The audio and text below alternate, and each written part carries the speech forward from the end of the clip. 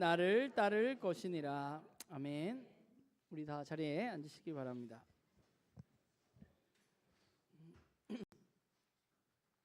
우리가 그리스도인으로 살아가면서 많은 그리스도인들이 정말로 알고 싶어하는 것이 있는데, 그게 뭐냐 하면 나를 향한 하나님의 뜻과 계획입니다. 예수님을 믿고 따르는 분들과 얘기를 하다 보면 그렇게 얘기하는 사람 진짜 많아요. 나는 정말 하나님의 뜻이 무엇인지 알고 싶습니다. 그리고 내가 하나님의 뜻을 알게 되면, 하나님의 뜻이 분명해지면 나는 그 하나님의 뜻에 순종하겠습니다 라고 하는 분들을 종종 만나게 됩니다. 좀 이런 이야기를 들으면 저는 두 가지를 생각하게 되는데, 첫 번째는 진짜 대단하다. 나는 좀 하나님의 뜻을 아는 게 저는 사실 좀 약간 두렵거든요. 어디를 가라 그럴까 봐. 그런데 대단한 결단이다 라는 생각이 들기도 하고, 이거 약간 제가 삐딱하게 바라보는 건데, 또 한편으로는 약간 명확한 하나님의 뜻을 핑계 삼아서 아무것도 안 하려는 게 아닌가 라는 생각이 들기도 합니다.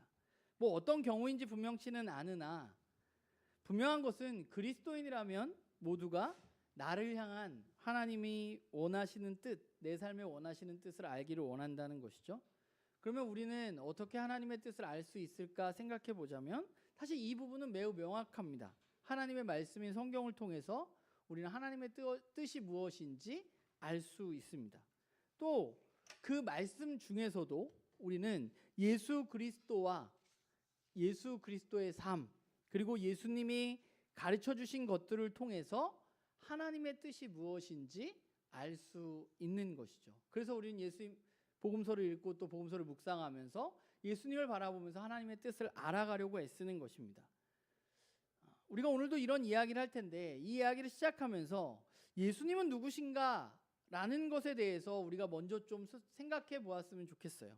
예수님은 누구십니까? 라고 여러분에게 묻는다면 뭐 그렇게 대답할 수도 있을 것 같아요. 에이, 뭐 목사님, 우리가 그래도 교회 다닌 짬이 있는데 예수님 누군지 정도는 알지 않겠습니까? 너무 무시하는 거 아닙니까? 이렇게 이야기하는 분들도 있을 텐데, 그럼 말씀 속에서 내가 아는 예수님이 정말 맞는가? 오늘 한번 이야기를 나눠봅시다. 예수님이 제자들에게 물으셨죠.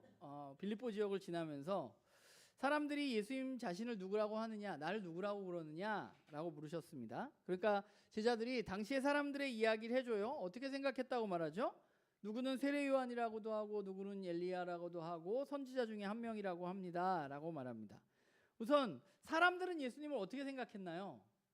사람들의 공통점, 세례 요한, 엘리야, 선지자 중에 하나는 다 공통점이 뭐냐 하면 하나님 보내신 선지자라는 것입니다. 그러니까 사람들은 생각했어요. 하나님 보낸 선지자 중에 한 명이 아닐까라고 생각했어요. 그리고 당시에 이 1세기 즈음에 유대 문헌들을 보면 유대인들은 마지막 날에 하나님이 선지자들을 다시 보낼 것, 그러니까 엘리야나 이사야나 예레미야 같은 선지자들이 돌아올 것이라는 믿음을 가지고 살았습니다. 그래서 예수님은 우리가 세례 요한을 보면서도 세례 요한의 모습이 엘리야와 비슷하다고 했는데, 예수님을 엘리야라고 생각하는 것도 마찬가지예요. 말라기에 예언하고 있는 그런 어떤 이 세상의 끝, 종말론적인 선지자가 예수님이 아닐까라는 생각을 가지고 예수님을 바라보고 있다는 것이죠. 그런데 사실 사람들의 이야기보다 중요한 것은 무엇이냐면, 지금 예수님을 따르고 있는 제자들은 그러면 예수님을 누구라고 생각하고 있느냐 하는 것이죠. 그래서 제자들에게 묻습니다. 너희는 나를 누구라고 하느냐? 라고 물으니까 우리가 너무나 잘 아는 것처럼 베드로가 정말로 위대한 고백을 하게 되죠. 고백이 뭐예요? 주는 그리스도이십니다. 주는 메시아이십니다 라고 말했습니다. 베드로는 예수님이 구약의 하나님이 약속하신 메시아라는 사실을 믿고 있었고 그렇게 고백했습니다.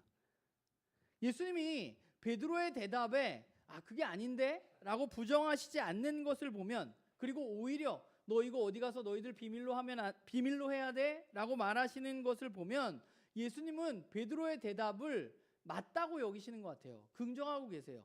그러니까 베드로가 예수님은 그리스도세요, 메시아세요 라고 고백한 것에 대해서 예수님도 나는 메시아라는 것을 자기 이해를 가지고 있다는 것이죠.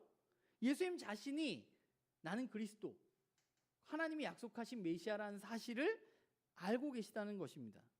그런데 아무에게도 말하지 말라고 하신 이유는 우리가 지난주에 나누었던 것처럼 아마도 사람들이 가지고 있는 메시아에 대한 오해가 있었기 때문에 주님은 그것을 이야기하지 말라고 말씀하신 것 같아요. 그런데 말씀을 읽으면서 예수님이 3번 십자가와 부활을 얘기하시는데 오늘 그 3번 다 마찬가지인데 오늘 본문을 여러분들이 어제 제가 한번 읽어봅시다라고 올려드렸는데 묵상하면서 좀 이상한 점은 없었나요? 오늘 본문은 예수님이 이렇게 얘기했잖아요. 사람들이 너희들은 날 누구라 하느냐? 그러면 베드로가 뭐라고 대답했어요? 주는 그리스도이십니다. 그런데 그 다음에 예수님이 뭐라고 말해요? 주어가 뭐예요? 예수님의 말에 인자. 인자는 사람들에게 넘겨져서 죽을 것이고 다시 살아날 거라고 말하고 있는 것을 보게 되죠. 그러니까 베드로는 그리스도라고 이야기했는데 예수님은 뭐라고 얘기하세요? 자기 자신을 표현하면서 인자라는 말을 사용하십니다. 그런데 여기만 그런 게 아니라 3번 다 마찬가지예요. 십자가 부활 얘기할 때마다 예수님은 무슨 말을 사용하시느냐? 나는이라는 말도 쓰지 않으시고 그리스도라는 말도 쓰지 않으시고 하나님의 아들도 쓰지 않으시고 모두가 다 뭐라고 말해요? 인자라고 말합니다. 인자라는 거는 뭐예요? 사람 인자의 아들 자자거든요. 인자는 뭐예요? 사람의 아들입니다. 저도 인자죠. 사람의 아들이니까. 그런데 만약에 이것처럼 그냥 사람의 아들이라는 말을 사용하실 거였으면 굳이 예수님이 인자라는 표현을 사용하시지 않았을 것입니다. 예수님이 인자라고 표현하신 데는 거기에 무언가 의미가 있다고 보는 게 맞는 것 같아요. 그리고 십자가와 부활을 얘기하시면서 특별히 인자라는 용어를 사용한 데는 무언가 의미가 있다고 생각해 볼 수 있는 것이죠. 그러면 우리가 인자라는 말은 어디에서 나왔다고 했나요? 다니엘서에서 나왔죠. 다니엘서 7장에 나옵니다. 말씀 넘겨주시면 저기 보면 다니엘서 7장이 나오잖아요. 제가 읽어볼게요. 여러분 눈으로 읽으세요. 내가 또 밤 환상 중에 보니 인자 같은 이가 하늘 구름을 타고 와서 옛적부터 항상 계신 이에게 나아가 그 앞으로 인도되매 그에게 권세와 나라와 영광과 나라를 주고 모든 백성과 나라들과 다른 언어를 말하는 모든 자들이 그를 섬기게 하였으니 그의 권세는 소멸되지 아니하는 영원한 권세요 그의 나라는 멸망하지 아니할 것이다. 이게 무슨 얘기냐면 거기 뭐 이렇게 네 왕들이 나와요. 앞에 네 왕들이 나와서 하나님을 믿는 거룩한 백성들이 핍박을 받고 있어요. 그런데 하나님이 여기 보면 뭐라고 표현하지? 옛적부터 항상 계신 분, 그분이 하나님인데 그 하나님이 누구를 보내세요? 인자 같은 이를 그분이 하나님 앞으로 나와 어떻게 나와요? 구름을 타고 하나님 앞으로 나아갑니다. 그래서 하나님이 그에게 뭘 주세요?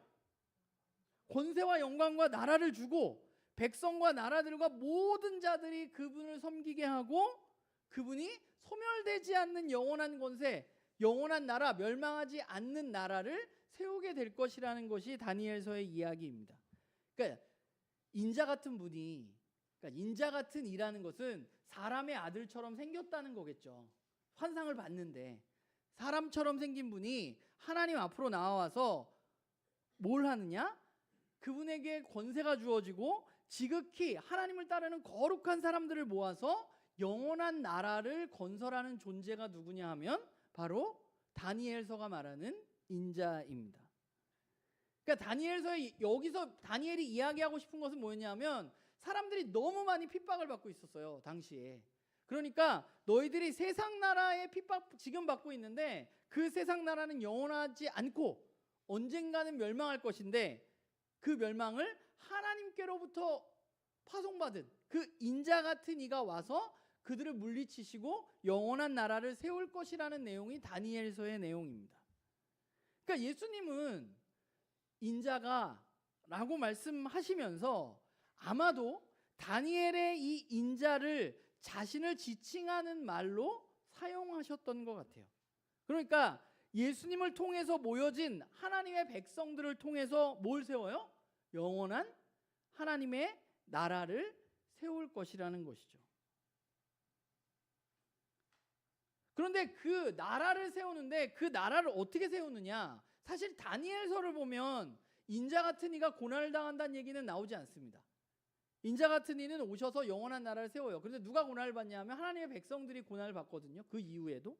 그런데 그러면 예수님은 영원한 나라를, 하나님이 영원한 권세를 자신에게 주셔서 영원한 나라를 세울 분이 난데, 그러면 그 나라를 어떻게 세울 수 있을까에 대해서 예수님은 어떻게 이해를 하고 계셨느냐 하면 고난과 죽음을 통해서 이 일을 이루실 것이라고 예수님은 믿고 있었어요. 예수님이 그렇게 믿으신 이유는 아마도 구약 성경의 이사야의 예언 속에서 찾아볼 수 있을 것 같아요.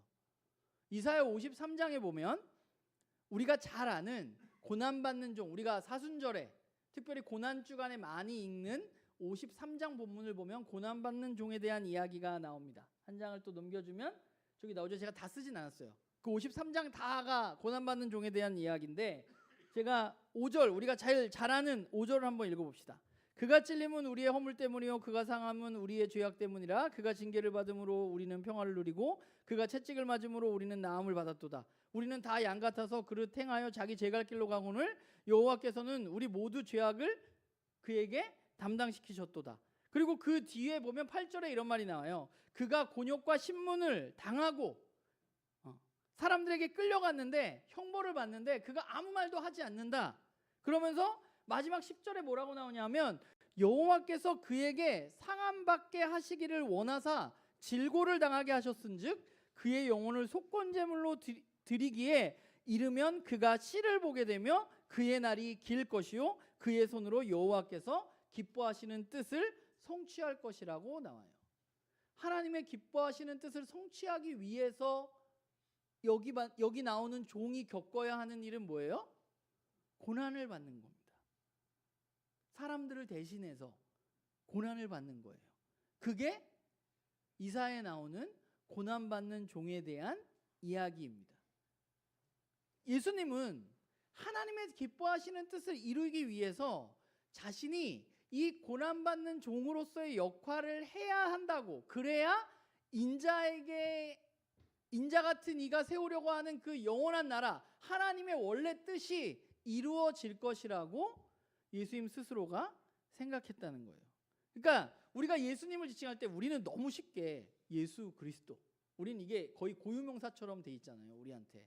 근데 구약 성경을 보면 뭐 그리스도, 즉 메시아, 그리고 또 하나는 오늘 예수님이 말씀하셨던 인자, 그리고 또 하나는 고난받는 종, 이런 것들을 통해서 하나님이 앞으로 이루실 일들을 하나님이 막 이렇게 이야기를 해놓으셨어. 이 예언서에도 있고 저 예언서에도 있고 이렇게 이야기를 다 해놓으셨어요. 그런데 문제는 뭐냐 하면 당시의 사람들이 이 메시아, 인자, 고난받는 종, 이 세 가지 정체성을 서로 다르게 생각하고 있었다는 것이에요. 다르게 받아들이고 있었다는 거야. 메시아, 우리는 고난주간에 무슨 말씀을 읽어요? 53장. 그가 찔림을 내가 나음을 입었고, 우리 이 말씀 읽잖아요. 우리는 알잖아. 예수님이 고난을 받으셔야 된다는 거 우리는 알고 있어요. 근데 당시 사람들은 예수님이 메시아로서 나라를 세우기 위해서 고난을 받아야 한다는 것을 이해할 수가 없었어요. 우리에게 예수님은 그리스도시고 당연히 십자가를 지시고 고난을 당하시는 분이는 우리는 그것을 알고 고백하지만 유대인들은 그렇지 않았다는 거예요. 그들이 이해하는 메시아는 뭐예요? 강력한 힘을 가진 존재예요. 악과 불의를 심판하시고 세상을 바로잡을 인물이고 새로운 나라를 세우실 인물이에요. 새로운 나라를 세우는 사람이 고난을 받을 수 있다고, 무기력하게 죽을 수 있다고 누가 생각하겠어? 우리도 누가 큰 뜻을 이루고 좋은 나라를 세우려고 막 주장하는 사람이 이제 나는 죽을 겁니다 라고 이야기하면 누가 그걸 받아들일 수 있겠어요? 그것도 고난을 받다가 죽는 게 아니라 이게 뭐 내가 마치 예수님의 말을 보면 내가 죽으러 온 것처럼, 내가 그 일을 마땅히 감당해야 할 것처럼 이런 말을 들으면 사람들이 이해할 수 없었던 것이죠. 이거는 유대인들만 그랬던 게 아니라 심지어 누구도 그랬냐? 예수님을 가까이서 따라다니고 있었던 제자들도 그랬다는 거예요. 제자들도, 베드로도 예수님은 누구라고 고백했어요? 그리스도라고 고백했어요. 그런데 그 그리스도가 죽어야 한다는 생각을 베드로는 한 번도 해본 적이 없는 것이죠. 그러니까 예수님은 예수님의 자기 이해가 있어요. 나는 인자로서 이 땅 가운데 영원한 나라를 세울 것인데 그 영원한 나라를 세우기 위해서는 나는 고난을 통해서 십자가의 고난을 통해서 그 일을 이룰 수 있을 것이라는 것을 알고 계셨던 것이고, 사람들은 메시아가 영원한 나라를 세울 건데 그 영원한 나라를 그냥 일반적으로 우리가 생각하는 나라를 세울 거라, 포로에서 돌아올 거다, 그러니까 그냥 우리가 생각하는 그 나라, 우리가 눈으로 보는 그 나라를 세울 것이라고 이해했다는 거예요. 그래서 예수님은 올바로 받아들이기 힘들었다는 거예요. 그런데 예수님은 이 예수님의 자기 이해, 내가 인자이고 내가 영원한 나라를 세우고 내가 메시아인데 내가 고난을 받고 죽어야 한다는 것, 그래야만 그 나라가 세워진다는 것을 누가 알기를 원한 거예요? 제자들은 알기를 원한 거야. 다른 사람은 몰라도 돼요. 마가복음 읽다 보면 무리가 나오고 제자들이 나오거든요. 무리들은 몰라도 돼. 그래서 무리들한테는 비밀로 하라고 한 거예요. 그게 그 사람들은 이해를 못하니까. 그런데 누구는 알아야 돼요? 제자들은 알아야지. 나를 따르는 이들은 내가 십자가를 통해서 그 나라를 이루려는 것을 그들은 알아야만 한다는 거예요. 그런데 우리가 예수님의 고난에 대해서, 예수님의 이 고난과 죽으심에 대해서 생각해 볼 때 굳이 왜 예수님은 대제사장, 서기관, 종교 지도자들에 의해서 넘겨져서 고난을 받고 십자가형에 달려 죽으셔야만 했는가? 그냥 죽으실 수도 있잖아요. 우리의 죄를 대신해서 죽을 거였으면. 예수님은 왜, 말씀을 보면 예수님이 3번 이야기를 하시는데 그 중에 2번에 구체적으로 이야기해요. 누구의 손에 넘겨지느냐? 대제사장, 서기관, 종교 지도자들, 장로들에 의해서 넘겨져서 고난을 받을 거라고 얘기하거든요. 그럼 왜 예수님은 이들에게 넘겨져서 고난을 받고 십자가형에 의해서 죽게 된 것일까? 예수님께 고난을 가져다주는 당사자가 누구예요? 당시에 권력을 가진 사람들입니다. 대제사장 권력을 갖고 있었고, 장로들, 서기관들 다 성전에서 일하는 사람들이기 때문에 권력을 가지고 있었어요. 예수님의 죽음은 누구에 의해서 이루어진 것이냐 하면 세상에서 죽어 마땅한 사람들, 막 못된 사람들에 의해서 예수님의 죽음이 이루어진 것이 아니라, 예수님의 죽음은 정의를 외치고 성전에서 하나님을 예배하는 일에 앞장섰던 종교 지도자들에 의해서 그는 죽임을 당하신 것입니다. 빌라도도 마찬가지예요. 총독으로 임명받아서 그가 사람들을 통치하면서 해야 할 일은 뭐예요? 정의롭게 사람들을 다스리는 겁니다. 그런데 왜 빌라도는 예수님을 십자가에 넘겨주었어요? 정의를 위해서 넘겨주었나요? 아니에요. 사람들의 밀란이 무서워서 내 자리를 뺏길까 봐 예수님을 십자가에 넘겨준 것입니다. 종교 지도자들도 그렇고 빌라도도 그렇고 모두가 권력을 가지고 있고, 하나님이 부여하신 권력은 정의를 행하고 하나님께로 사람들을 이끌게 하기 위해서 하나님이 주시는 것입니다. 그런데 그 사람들이 예수님을 죽이고 있는 것이죠. 이 십자가는 그냥 예수님이 우리를 위해서 단순히 죽었어가 아니라 정의와 진리가 아닌 권력, 압제를 추구하고 부패를 일삼는 그런 사람들, 권력을 가진 사람들이 얼마나 추한지, 그들의 진면목은 무엇인지를 세상에 드러내는 계기, 세상에 폭로하는 계기가 된 것이 바로 십자가인 것이죠. 세상의 지배자들은 예수님을 유죄 판결함으로 말미암아서 오히려 그들이 정의롭지 않다는 것이 드러나게 된 거예요. 종교 지도자들이 정말 하나님을 예배하는 사람이었냐?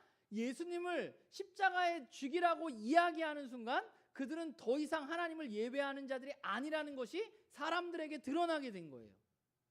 빌라도가 정의롭게 통치를 했느냐? 왜 정의롭지 않은데 예수님을, 죄 없는 예수님을 십자가에 내어주어서 죽게 했기 때문에 빌라도가 정의롭지 않다는 것이 예수님의 십자가를 통해서 드러나게 됐다는 거예요. 세상 권력들이 잘못되었다는 것이 드러나게 됐다는 겁니다.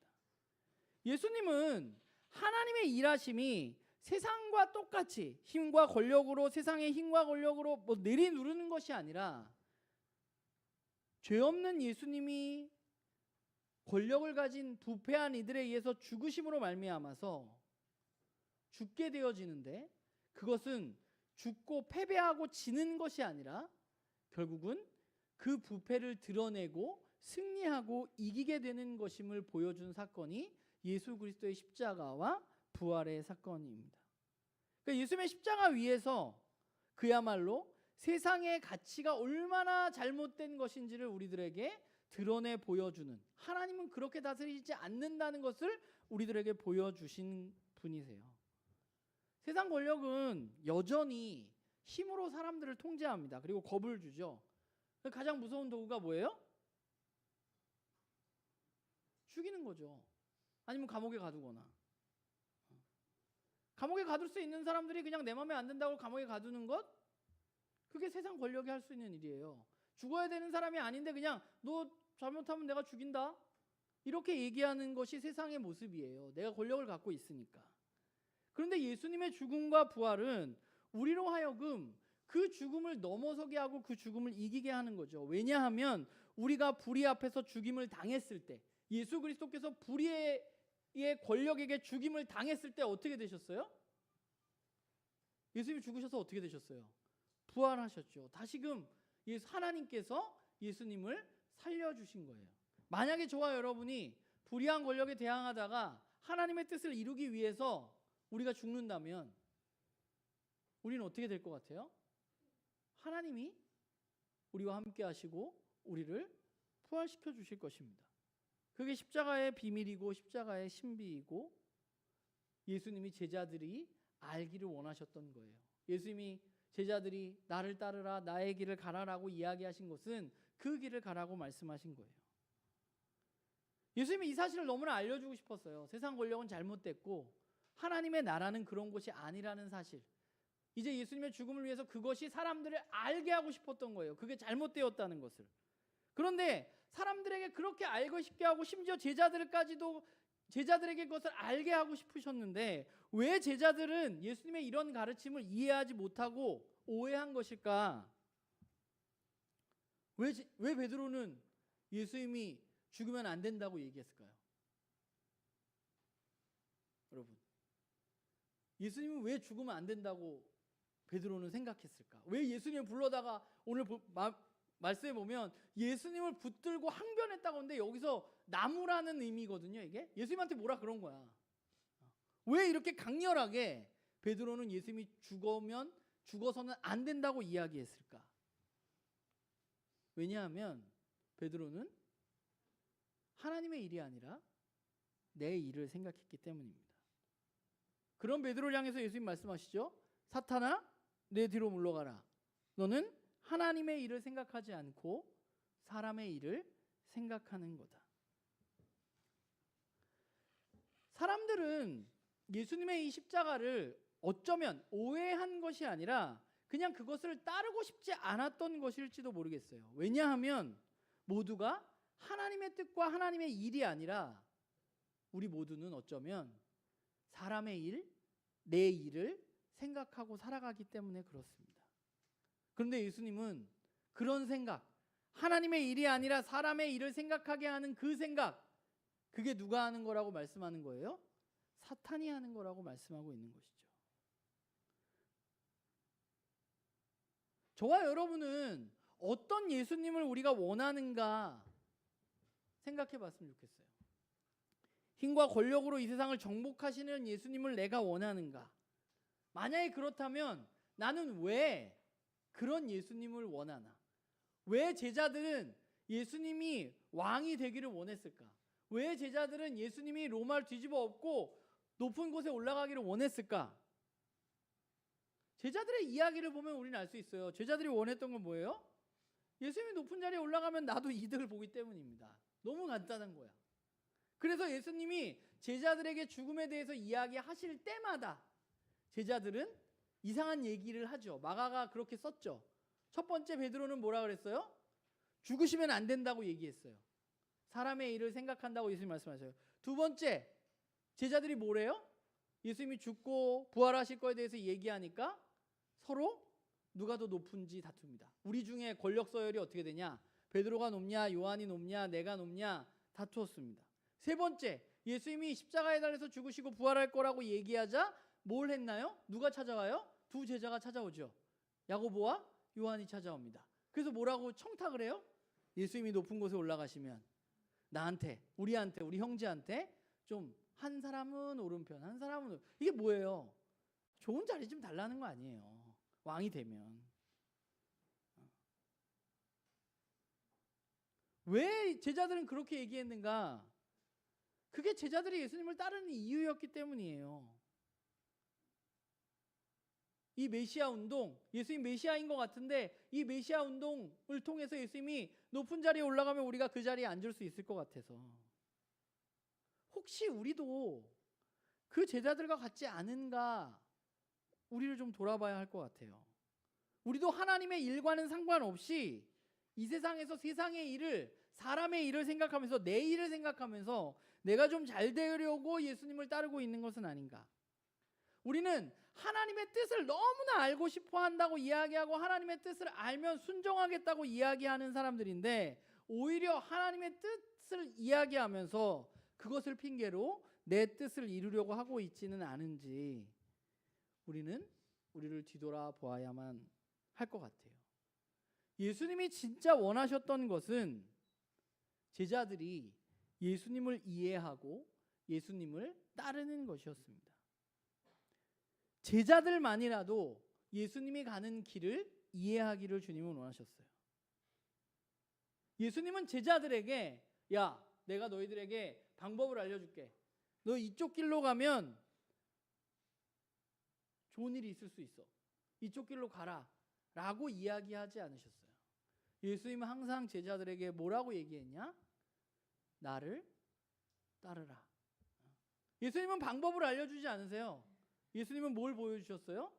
삶을 보여주셨어요. 그러면서 뭐라고 말씀하셨어요? 야, 이 방법으로 해봐가 아니라 나를 따르라 라고 말씀하셨어요. 우리는 예수님이 지시하는 것을 해내는 사람들이 아니에요. 우리가 해야 할 것은 예수님이 가셨던 그 길을 그대로 따라가는 사람들이 바로 우리여야만 하는 것이죠. 그게 예수님이 제자들에게 원했던 거예요. 그리고 결국 제자들은 예수님이 부활하신 후에 그들이 성령을 체험하고 예수님이 이야기하셨던 것을 비로소 깨닫게 되었고 그 길을 걸어가게 되었던 거예요. 사람의 일이 아니라 하나님의 일을 걱정하면서 하나님의 일을 이루기 위해서 애쓰는 사람들로 결국은 그들이 거듭나게 되었던 것입니다. 예수님은 저와 여러분이 예수님을 따르기를 원하십니다. 예수님은 제자들에게 뿐만 아니라 우리에게도 오늘 너희들이 나를 따르라 라고 말씀하십니다. 그걸 위해서 우리는 뭘 해야 돼요? 오늘 말씀에 있는 것처럼 자기를 부인하고 자기 십자가를 지라고 예수님 말씀하고 계세요. 자기를 부인하고 자기 십자가를 지라는 말은 매우 간단하게 말하면 사람의 일을 생각하지 말고 하나님의 일을 생각하라는 거예요. 네 일을 생각하지 말고 하나님의 뜻을 생각하라는 겁니다. 하나님이 기뻐하시는 뜻을 내가 어떻게 이루어 나갈지를 생각하라는 거예요. 예수님이 지신 십자가는 뭐예요? 그냥 고난받고 죽고 힘들고 그게 아니라 하나님의 뜻을 이루기 위해서 예수님이 걸어가셔야만 했던 길인 것처럼 오늘 저와 여러분에게 자기 십자가를 진다는 건 뭐예요? 하나님의 뜻을 우리가 이루어가기 위해서 우리의 삶 속에서 이루어가기 위해서 우리가 해야 할 일, 그게 바로 자기 십자가를 지는 거예요. 오늘 만약에 저와 여러분이 주님을 따른다고 십자가의 못을 받고 예수님을 따라가면 어떻게 되겠어요? 신고당해요.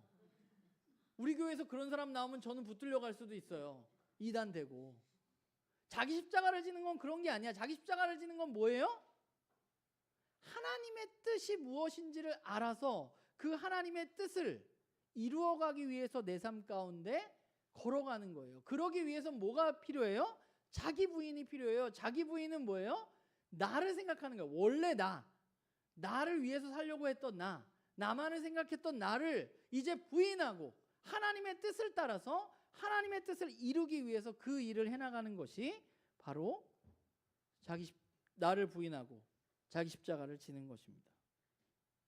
주님은 오늘 저와 여러분에게 이렇게 말씀하고 있다는 생각을 해요. 저한테도 제 말씀 준비하면서 우리가 주보 제가 맨 마지막에 써놨는데 너 정말 나를 따를 수 있겠니? 라고 말하시는 것 같아요. 너는 사람의 일을 따라서 살아갈 거냐? 하나님의 일을 따라서 살아갈 거냐? 주님은 제자들은 하나님의 뜻을 따라서 살아가기를 너무 원하셨어요. 그래서 제자들에게 좀 얘들이 아직까지는 멍청하지만 포기하지 않으시고 가르쳐 주시고 알려주시고 삶으로 본을 보여주셨던 거예요. 그리고 예수님이 결국은 맞았어요? 틀렸어요? 맞았어요. 제자들은 결국 물론 한 명이 실패했어요. 예수님도 한 명 실패했어. 유다가 배신했으니까. 그러나 예수님의 제자들 나머지 제자들은 모두가 예수님이 걸어가셨던 길을 걸어갔고 더 많은 사람들에게 그것을 알리게 되었습니다. 바라기는 우리가 전 나눔교회 식구들이 진짜 제자가 됐으면 좋겠습니다. 사람의 일을 생각하고 사람의 일을 따라가는 게 아니라 하나님의 일을 생각하고 하나님의 일을 따라가는 우리가 됐으면 좋겠어요. 그게 때로는 우리들에게 고난과 역경이 있을지라도 그 일을 통해서 하나님의 뜻이 이 땅 가운데 이루어진다면 예수님처럼 또 제자들처럼 우리가 마땅히 그 일을 감당하고 주님 오시는 그날까지 우리가 함께 걸어가는 그런 우리 모두가 되기를 주님의 이름으로 부탁을 드립니다. 기도하겠습니다.